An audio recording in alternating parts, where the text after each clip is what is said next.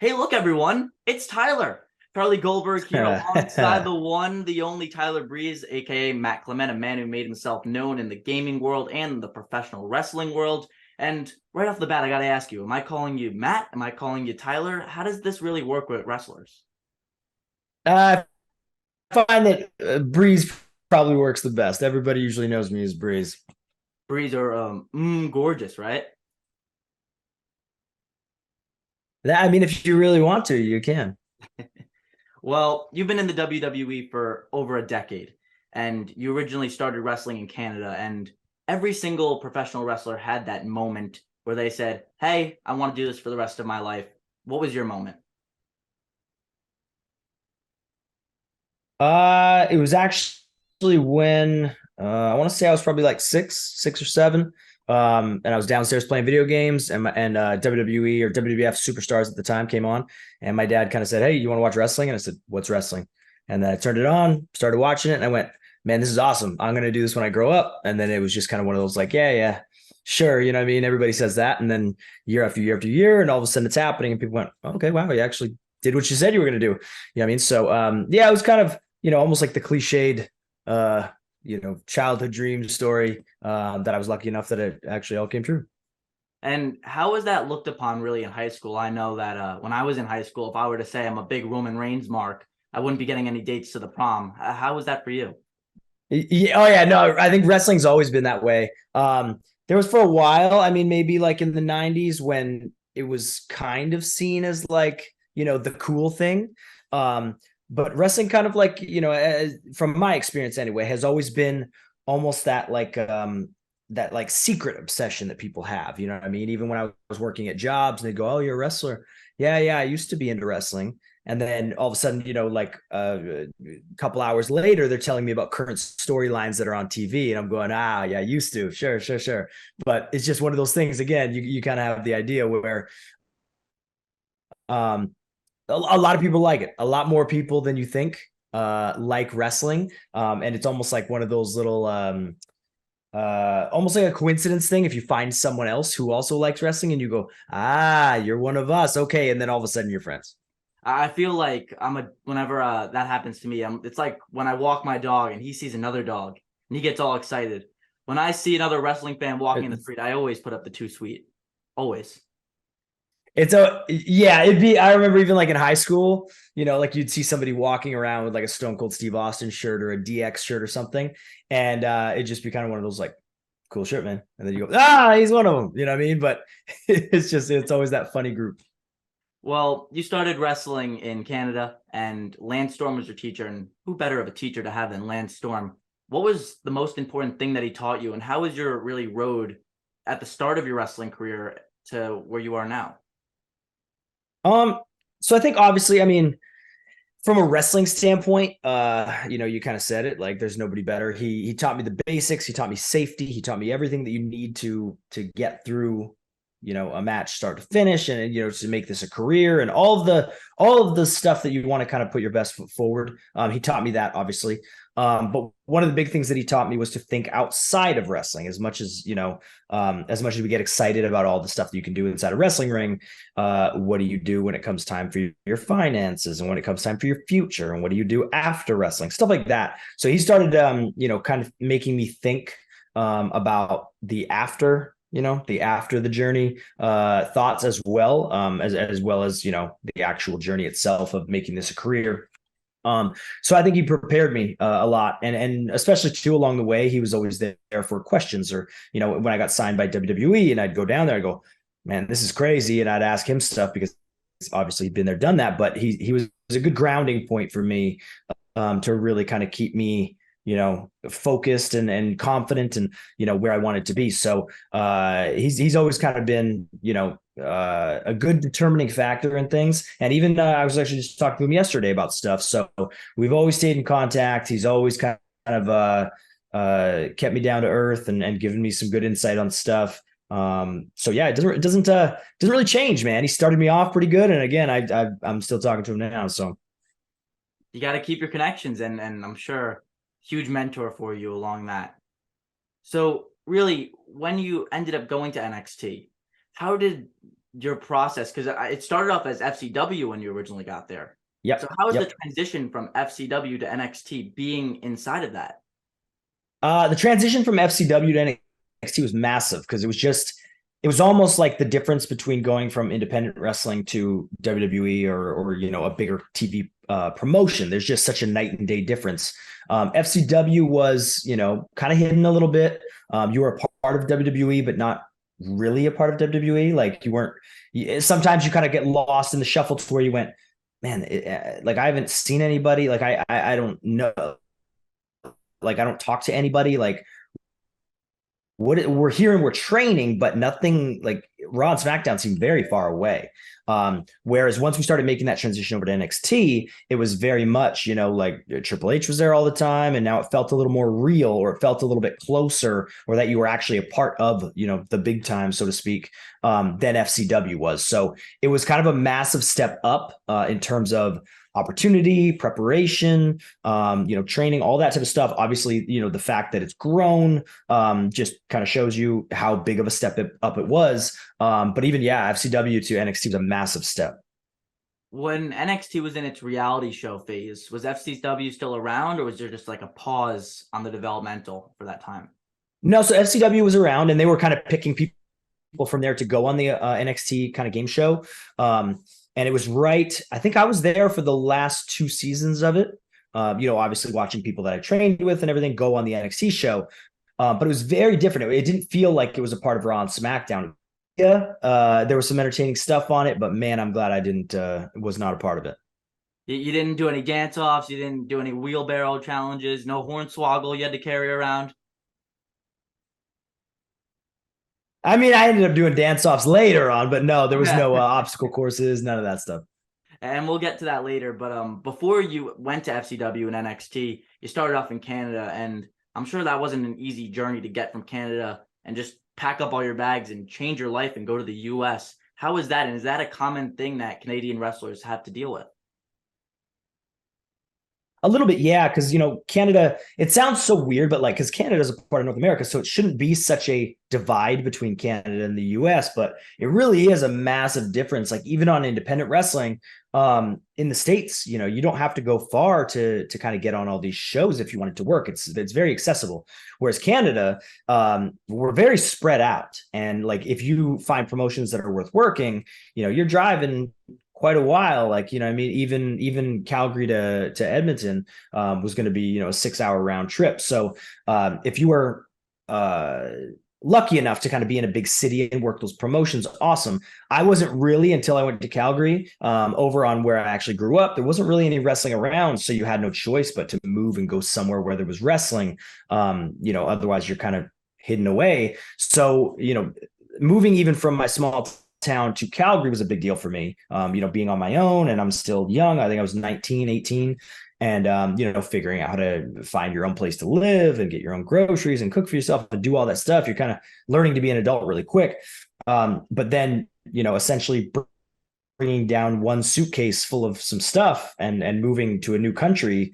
And, I luckily I knew, one or two people when I moved down here, but I really had no clue. I had nowhere to stay. I didn't really have, it takes a while to set up your social security number and all that stuff. So setting up a bank account and all this other stuff. And they don't, the credit system is different from Canada to the US. So like you're starting from scratch, man. And on top of that, you're trying to be a part of WWE and trying to train every day and become marketable and sell yourself in that way. So a lot of stuff at once. It could be very, very overwhelming.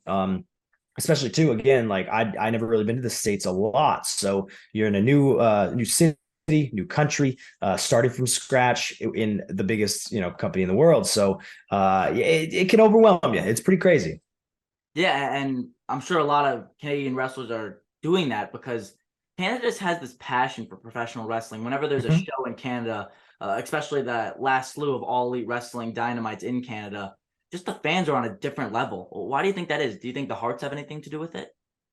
I think it's definitely got, when it comes to Canada, like probably the first person you ever think of is Bret Hart. I mean, I know for me, Bret was Canada. He was a national hero, man. So, I think he did obviously Brett, I think in the grand scheme of things, with WWE and everything else, he really put Canada, on the map as a wrestling, enthusiast kind of country. But obviously before him, the Heart name, Stampede Wrestling, like that in Alberta and across Canada was a big thing too. So I think Canadians have always been passionate about wrestling. I think Brett kind of elevated that to the next level. And the fact that they don't get, wrestling a whole lot. I know WWE might pass through there, I don't know, maybe once a year, maybe twice a year, depending on where you're at. Whereas other places, they get it, a couple times or at least every couple of months they're there. So I think when they get it, it's a little bit more special. It's a little bit more of a, you got to be there type of thing.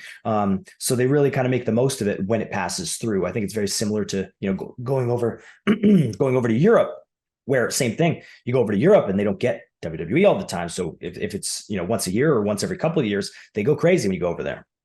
Were you a big fan of Brett growing up? Were you actually, how old were you when the Montreal Screwjob happened? So I was like the perfect wrestling fan. When I got into it, I was a massive Bret Hart fan. Then as Stone Cold Steve Austin started to become bigger, I became a Stone Cold Steve Austin fan. And just wherever I was steered, I went right there and I loved it. I was, I grew up watching that entire era. I grew up watching the Screwjob, all that stuff. And at the time, I didn't know, I just knew wrestling and I knew I liked wrestling, but I didn't know all the stuff behind the scenes or all that other stuff. I wasn't, privy to any of that information. So when the Screwjob happened, I remember just watching and kind of going, something's weird, but like I don't really know, Brett spelling out WCW. I don't know any of that stuff. So I'm just going, well, that was weird. And I'm sure without like social media being, as prevalent back then, that it was probably hard to get all the information out. And yeah, I think if you really wanted to, you could probably dig into it. Again, I just didn't even know that world existed. To where you almost like that old tape trading world where people are trying to figure out all the behind the scenes stuff, what all the big stories are and stuff like that. Where again, you see it all on social media now, and I had no idea on any of that stuff. kind of reminds me, when I was younger, I started watching wrestling in 2011, and when I was a little kid, I went to a Raw in Nassau Coliseum. This was the summer of Punk, like a couple weeks right after his pipe bomb. Sure. And I remember I got into a fight with an older guy. I was like, oh man, CM Punk sucks. He's the worst. He's a bad guy. And this Mark was just yelling at me like, no, he's not. He's yelling at a little kid. But that's kind of what it reminds me of. Yeah. People get into it, man. I'm still into it now, so I understand. Yeah. So you go into NXT and you're Matt Clement at the start. How did you change from Matt Clement to be Tyler Breeze? So I think I started, obviously I just came in. So on the independents, I was actually Matthias Wild. When you sign on, you kind of, give up the right to that, or at the time they did. It changes all the time. But when I started there, it was like, all right, you're going to start as Matt Clement until we figure out your name. And then I think I pitched a couple different names. Like you pitched a couple of first names, a couple of last names, with your favorites at the top, and they kind of just worked it through all the way down, from either creative or legal or whoever had to approve it. So I think I ended up it went from Matt Clement to, I think I was Mike McGrath for a little bit. And then something happened where that changed, and it was literally just the coach at the time, Dr. Tom, came out and he went, hey, you're not McGrath anymore. You're Mike Dalton. And I said, okay. So then I was just Mike Dalton. And then I was there for a while until it kind of, became crunch time. And they were like, look, man, Mike Dalton's not really working out. What else you got? And I kind of had to start branching out and thinking about who else I could be or how I could become marketable. And I just came up with some characters, and one of them happened to be Tyler Breeze, the Zoolander-esque male model. And then they kind of liked that one, and there was something to it. So then I just, worked with a couple of people to make it more and more and more. And it slowly over the course of, 6 months, a year, 2 years, whatever, became what you ended up seeing. But it was kind of a, do or die type of scenario. And luckily I kind of stumbled upon it and figured it out. The pieces started to fall into place. And you were such a staple of that NXT original black and gold era, which I think is one of the most underrated or golden eras in WWE history. What was it like being a part of that era with Sami Zayn and Neville just starting out and becoming popular, with Kevin Owens just arriving on the scene? It was very cool, very very cool. I think it was like a genuine underground feeling, to where people were. I don't know. I don't want to say, they're like looking for the alternative or something like that. I think we were new, so they kind of went, all right, what's this about? And our roster at the time, I think, was just the right place at the right time with the right people. They were very young, they were very hungry, they were starting to figure out who they were. We were all learning from each other, but we were all very, very motivated to make NXT a good show. Like we were very motivated to make it on the same level as Raw and SmackDown. And again, to hit kind of that level, you'll hear people talk about it all the time with like the Attitude Era, where in the course of a generation, you happen to have talents like The Rock, Stone Cold Steve Austin, Shawn Michaels. Very difficult to have that many good talents at the same time. Whereas again, as it kind of moved on, you have a John Cena who was almost, by himself for a while up there. But it's hard to have like a good handful of very, very, very good talent. Sometimes, you do, and sometimes you don't.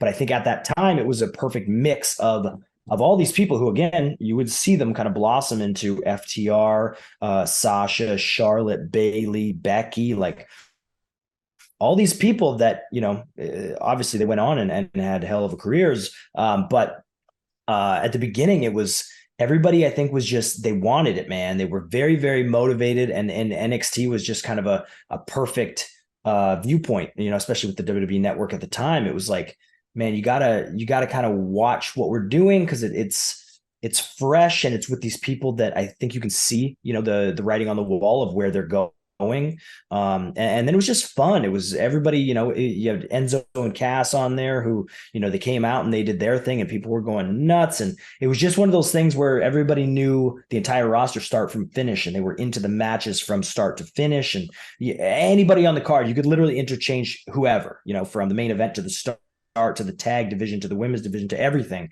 And all of them were an opener or a main event or wherever you need them. But they were all acts that the fans cared about. And you kind of saw that genuine growth into, a couple hundred at Full Sail, to 15,000 at, Barclays. So it just kind of took off with such a good group of people that it was awesome to be part of, man. The atmosphere was just so cool, and very hard to replicate, I think. And I'm sure Triple H really had a lot to do with grooming and blossoming you guys. How was Triple H as a mentor? He was very cool, man. And, he wasn't so much hands-on day to day, but, he was very much there for, the shows, and he had a certain vision that he was going for. And I think, obviously having that interaction with him, every couple of weeks or every week it got to, really made a difference, because it opens you up as a performer to, like, man, I'm getting the hang of this. I know my stuff, and I know match stuff, and I know whatever, but he's at a next level to where he now clues you into, that WrestleMania level of things. And you go, whoa, okay, this is good. This is a good new way of thinking. It's that next level of advanced, psychology and wrestling that you get into. But you need someone there to kind of guide you into that area. Otherwise you'll never find your way. And I think having him at the top, as well as the people he surrounded himself with, really made a difference for the talent involved. Because you got to try new things and try things that weren't done in FCW. And now, we were making a very entertaining show, and pay-per-views and takeovers and whatever, to where everybody wanted to be a part of it. Even if you weren't on the card that day, you were glued to the curtain and the monitor, just kind of watching, because you were dying to be a part of that show. Now, in NXT Black and Gold, you mentioned the Barclays Center earlier, and that, I think it was that very first Barclays Center takeover where you took on Juice and Liger, legend himself. What was that like, finding out about wrestling him, and not only that, but being in the ring with him? Really cool, man. I mean, obviously his name kind of speaks for itself. A legend, in in kind of a category of his own. At that time, I think I'd probably wrestled almost everybody on our roster, especially on takeovers and stuff like that. I remember it was starting to kind of get slim pickings to where it's like, all right, who do I got next time? And I think it was Finn who actually told me, like, hey man, like, you're gonna be working Liger. And I went, no, I'm not. Like he doesn't work here. And like, why? That doesn't even make any sense. And, whatever. And he went, no, no, no. Like they asked me to reach out to him and, he's interested and we're going to do a thing. And I went, okay. So when they told me that day, they're like, hey man, you're going to be working Liger. And we did like a little thing at TVs. And I went, okay, so this is actually like, this is a real thing. Okay. And so it just kind of came real. And then when I met him at the arena for the first time, I'd never met him before. Talking to him, he was just, no ego, super down to earth, down to do everything. A true pro, man, who really just kind of showed me how it's supposed to be. Like just staying humble at that level and being so approachable and being so easy just made it like, man, okay. Like if he's like this, I should never, ever, ever have an ego or be difficult to work with or anything. Like this is how wrestling's supposed to be. And we just had a blast out there, man. It was a, learning experience being in there with him. Fun, super fun. Obviously the crowd's into him, the crowd's into our stuff. So that match is kind of a special, obviously standalone one because it's the only match he ever had and I got to have it. So very special match, very fun time. It doesn't hurt being in front of a sold out Barclays crowd either. So. No, I'm sure. Now you go to the main roster. You start off with a feud against Dolph Ziggler, and I feel like you guys are very similar in a way. What was it like working with Ziggler? Ziggs was awesome. Ziggs was probably the closest thing that I've ever found to like wrestling myself. Similar style, similar size, just similar thinking on things. Almost basically people think, that we're brothers because if we're standing side by side, I'd be lying if I said I haven't signed a couple Dolph Ziggler autographs at the airport. But it's just one of those things where he gets it, man. He just gets it. And him being the guy, you've seen it multiple times at this point when somebody comes up and the first person they work with is Dolph. And there's a reason for that. It's because he's a good gatekeeper to welcome you into the big time. You know what I mean? So working with him was awesome. I worked with him for probably about 6 months all over the world. Pretty crazy to think about, actually, if I look back. Like I remember having 20-minute openers with him in India, all over Europe. Just really getting comfortable and just having fun, man. It was really, really fun working him. I bug him all the time that he was supposed to pass the torch to me and then he never did. And then now he's still there and I'm gone. You know what I mean? So it's like just a perfect guy to be in that spot, perfect guy to have on a roster. I know for me, if I'm starting a wrestling company, he's probably one of the first guys I'm picking, just because he's so talented and just an overall, cool dude. So obviously he's my friend, but it was just fun. It was a fun 6 months working with him. Now, another friend of yours on the main roster, Fandango, obviously, Breezango, an incredible tag team. Tell me about how that tag team came to life and what was it like doing the Fashion Files? So it's funny, actually, because I know Dango forever. I knew him back in FCW when he was Johnny Curtis. And to me, like I thought Johnny was the coolest, man. So when I was in FCW, Johnny was kind of on the road, I think, with NXT and doing some stuff. But we go out every now and then, and I kind of, I met him a couple times. I think he worked a couple shows. But to me, he was like the epitome of like what a WWE wrestler should be. Like just a cool, good looking dude, jacked up, you know what I mean? Like he could do it all. And I just went, man, he's cool. And then when he was on the road for a while, I didn't see him for, probably a couple of years because he was up full time and I was doing FCW and then NXT. And then when I started going up there and doing some loops and doing some dark matches and live events, you could kind of see the writing on the wall where it was like, okay, the model and the dancer, toss them together, they're in the same category type of thing.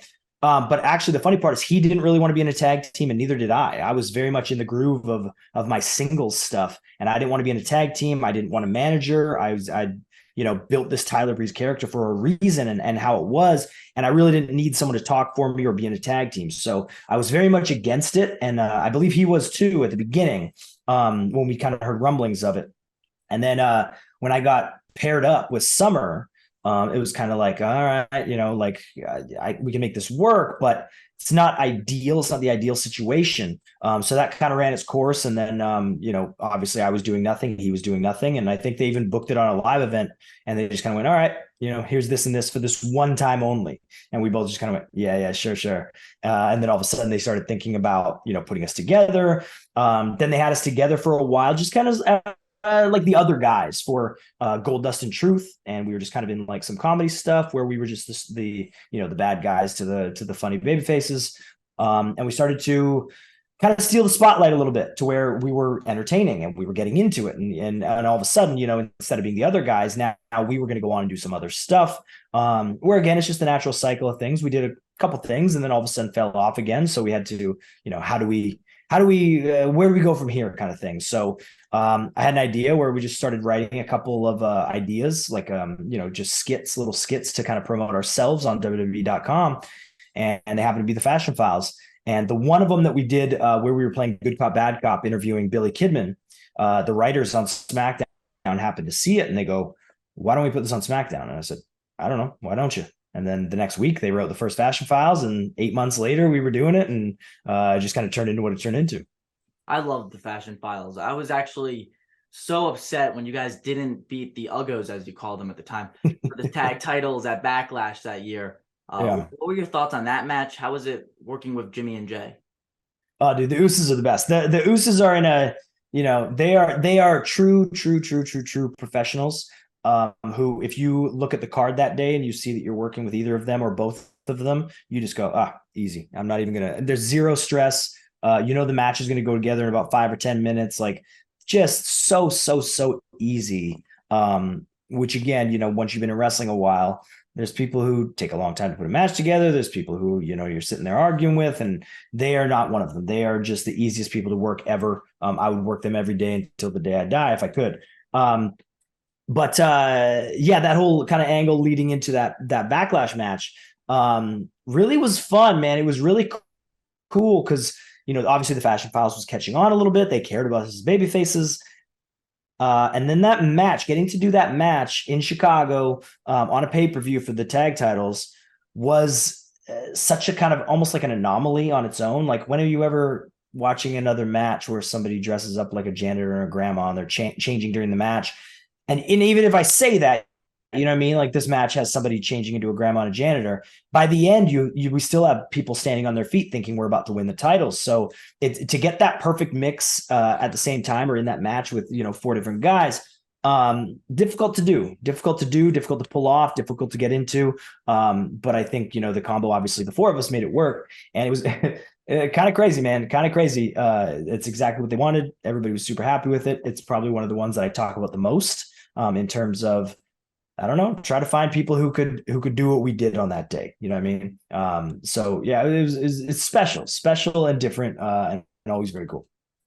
Now, one of the funniest matches you've been a part of was, I think it was Money in the Bank 16. It was a kickoff show against Golden Truth, and they did a spot, not even a spot. The match was where you and Dango, one of the funniest moments that you guys have had was the sunburn makeup on. Tell me about that match and makeup process and how selling a sunburn was.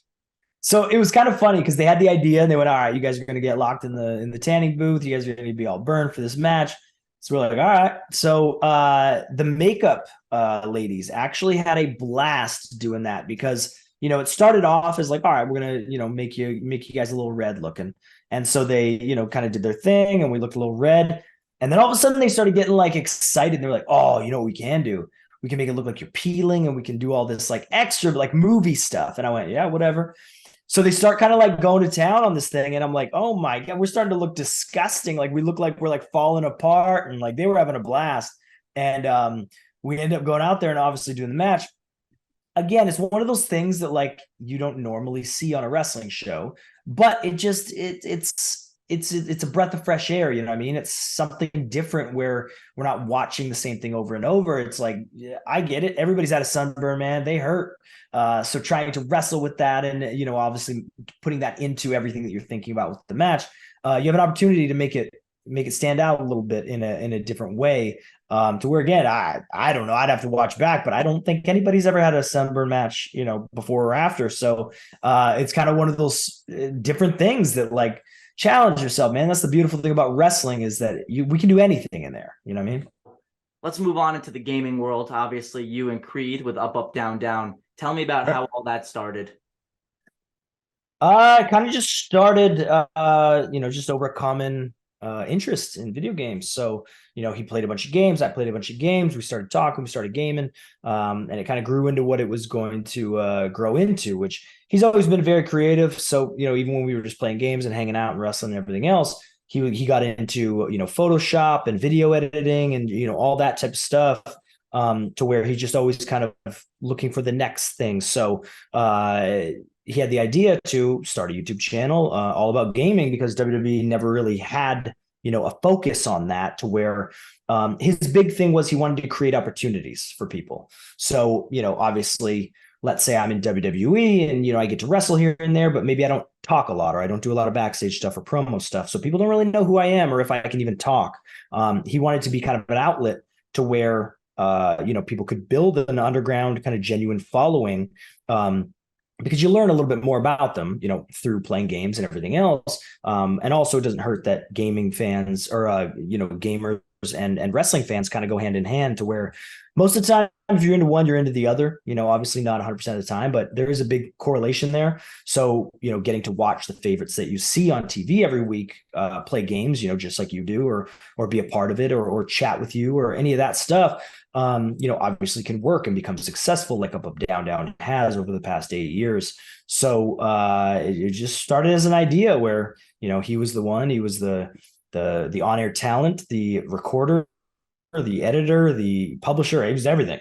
And then, again, because of his hard work and because of everything else, it just kind of grew into what it did, which is, again, a staple of WWE. A lot of money runs through there. A lot of opportunity runs through there. And it's one of those things that it really increases your value outside of the ring.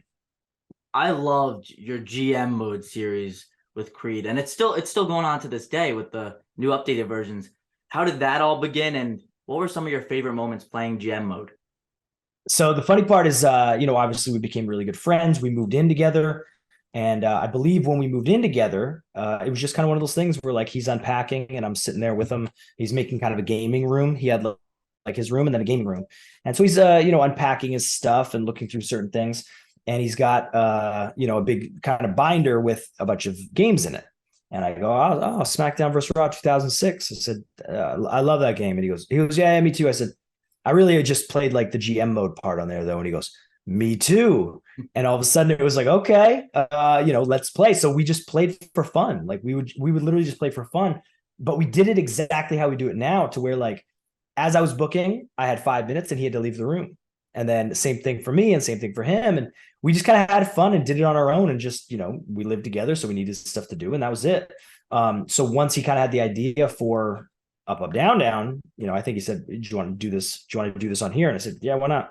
So we started doing it, and it, obviously became the biggest thing, the staple of the channel, which is crazy to me because it was literally just the two of us having fun, hanging out, and it just became a fun thing to be a part of, a fun thing to watch. And, obviously we've seen it kind of be revived in the WWE 2K series. And we're even to where we're the introductory guys going, come on, guys, play my GM. And a lot of people, we hear a lot about people playing it and people doing their own series and people starting their own YouTube channels or Twitch channels or any of that stuff with the same idea. So the fact that it can kind of, be entertaining or even inspire people to try it themselves is kind of very cool, considering where it came from, which was just, two friends messing around. Yeah, you're making me want to go out and play some 2K now. I have an old Xbox 360. Mm-hmm. And I got 2007 a couple of years ago in quarantine. So much fun. Just hours upon hours, just fly by playing that game. Yeah. It was, I'm telling you, man, like it was only in 2006, 2007, 2008. And then they took it out. And I was like, no, like this is one of my favorite things. And so again, to try to bring it back, years and years and years later, with it coming back in WWE 2K is so huge, because we literally brought back, or we were playing a dead mode, and to have people want it back so much that 2K listened and went, okay, we got to bring it back. It was pretty crazy to me. Yeah, and I remember with the development of every single 2K game, me included, everyone would be like, oh, this one has to have GM mode. This one has to have it. Do you think you and Creed had an influence on that, or do you think it was just the fans clamoring? 100% us. 100% us. Yeah, no, if we didn't play it, then obviously the people wouldn't say it. And I think that really kind of opened their eyes to what was happening. Because again, having up, up, down, down opened up a lot of people's eyes, or at least people paid attention to what people were saying. Because you can shout into the abyss all you want for stuff to happen, but if nobody hears it, nobody sees it, it ain't happening. So I think, yeah, we definitely played a part in it coming back. Well, thank you very much for that. So with the latest 2K GM mode series, do you have any, because I know you're still a character in the game, do you have any influence behind the scenes with 2K? Do you work with them at all making of the series? 2K's been very, very cool with us, to where they watch Battle of the Brands, and they listen to what we're saying, because we're very open on there. We just talk about kind of whatever. We're like, oh man, I wish there was like a way to do this, or I wish there was this, or I wish there was this. And I think the combination of us saying it as well as the fans kind of putting their input really does influence. It really does make a difference. And as much as we want to say, 2K's listening. Like, they are trying to make a very good game and expand upon it year after year, so that people like playing their game. You know what I mean? Nobody's goal is to put out a game that, hey, this is all you get, and tough luck, this is all you get. They want to kind of cater and really hear what people want. And again, me and Creed being two of those people, I think they're really paying attention to the whole thing. Yeah, after 2K20 came out, I'm sure that they were all ears open, basically. Big time, big time. I think they, kind of got a little rude awakening on that one. So kind of buckled down for the next year, 2 years, and put out a great game. Yeah, 2022 is great. What is your favorite feature of GM mode? And if you were to include anything from the past GM modes into this year's or next year's, what would it be? So my favorite part of it, I think, is that I kind of like the oh man, this is tough. Okay. Because there's lots. There are lots. They've done a very good job of relaunching it. Ooh. Favorite part.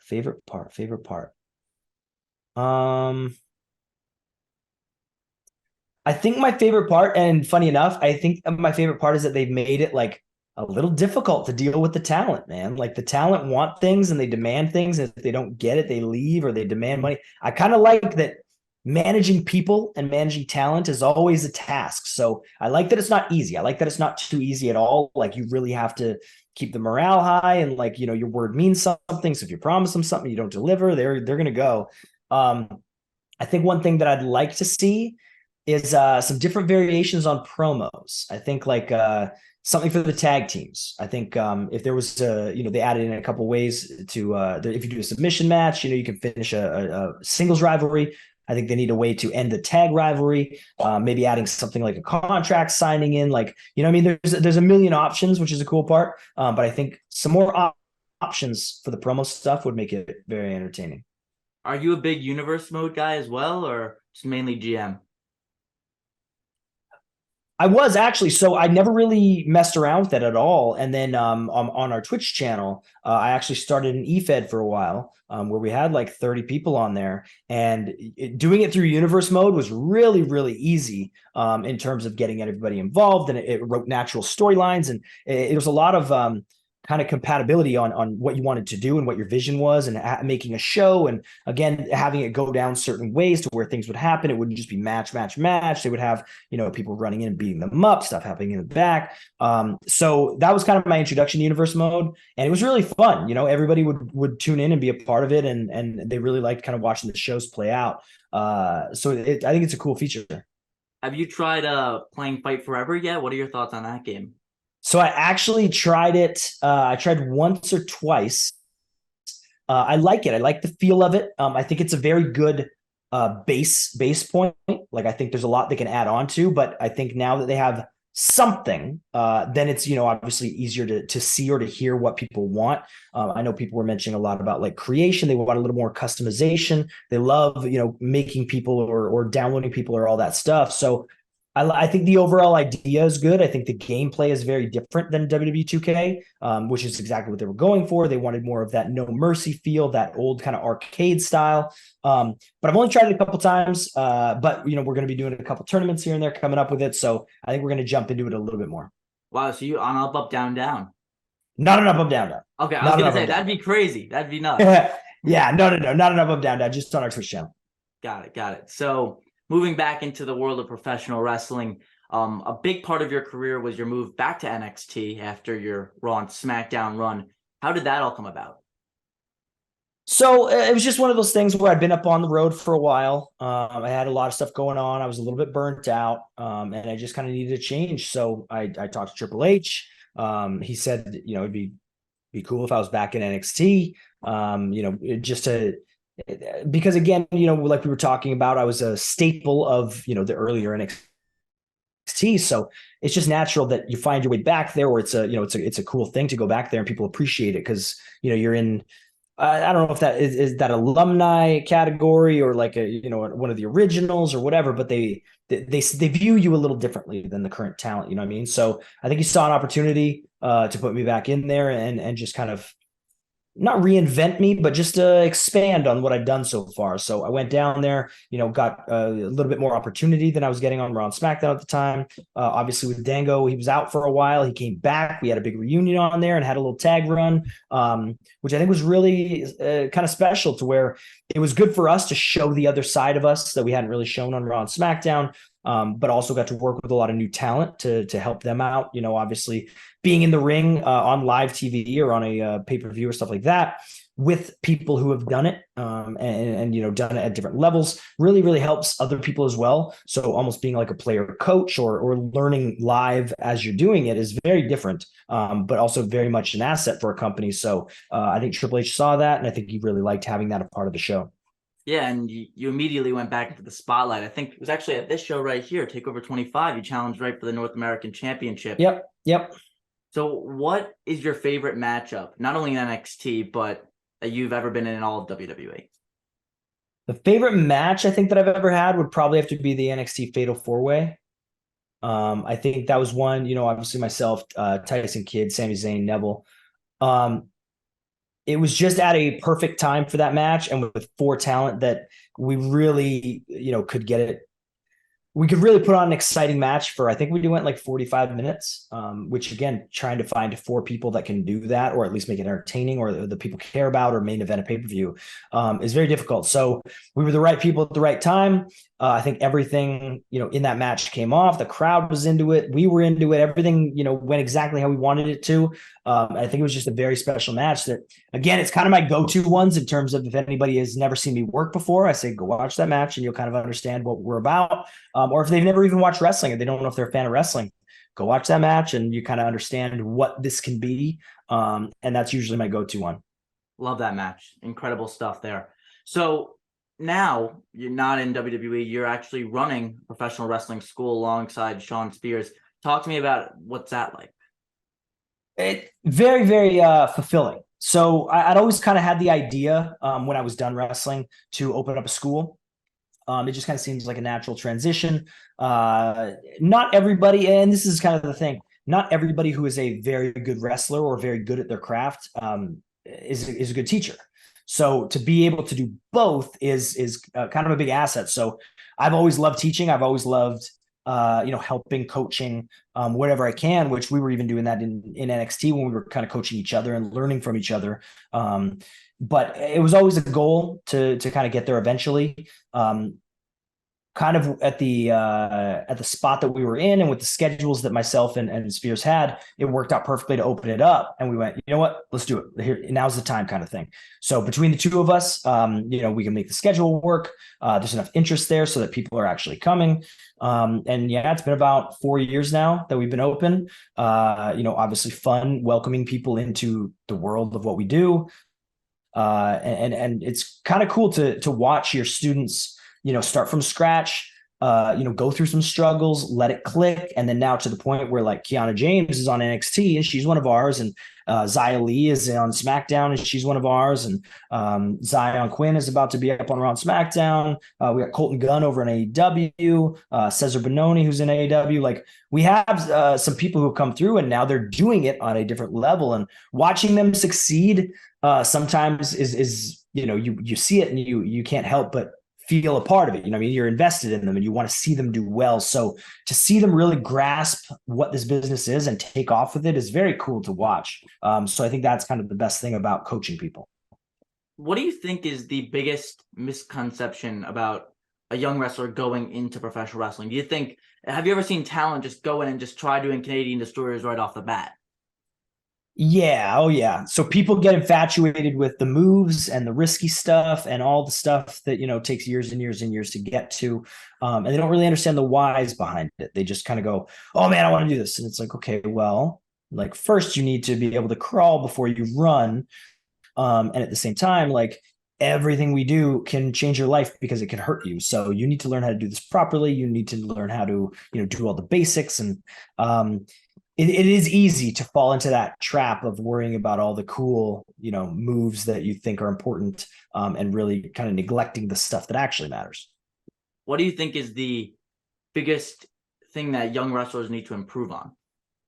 Uh, Honestly, probably work ethic, man. This is, and I hate being, that older dude who goes back in my day, but I just know the only thing I can compare it to, obviously, is myself. And luckily, Spears is right there with me. But I know, like, when I went to wrestling school, you had to kick me out of there, man. I wanted to learn everything possible. This was fun. I wanted to be a wrestler, and now I'm getting to wrestle. Like, I'm soaking this stuff in. I'm just a sponge. I'm talking to you all day. I've got all these questions. And now, like, we get a lot of students who they just don't like hard work. They don't put in the extra. We teach them how to do something, and then a week later we go, "Have you been practicing this?" And they go, "No." And you go, "Why not?" Like, it's not going to affect me, but it just doesn't add up in my head of why you're here, and you say you want to do this for a living, and it's important to you, but when you're not here, you're not practicing punches and kicks and promos and all this other stuff that we can piece together. It just doesn't add up to me. So uh, in today's day and age, I say it to the students all the time. If you try, like, at all, you're already ahead of most, and this landscape makes it very easy to be successful. So if you have any sort of work ethic, if you work hard and you say you want to do it and you actually want to, there's no reason why you can't go all the way with it and make it somewhere to where you get to live everything you've ever wanted to do. You know what I mean? But it's just I think it's a work ethic thing where you just got to put in some hard work and sacrifice a little bit up front to really get the reward on the back end. What is the worst move to be on the receiving end of?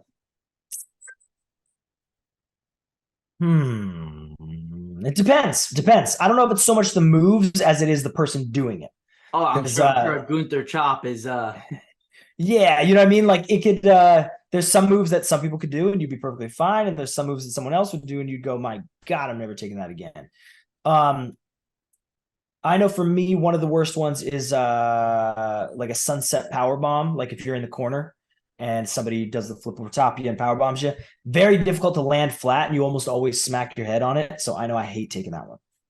Yeah, that's a brutal one to watch. So that's really it from my part. Thank you so much for joining us, guys. Be sure to subscribe and leave a like below.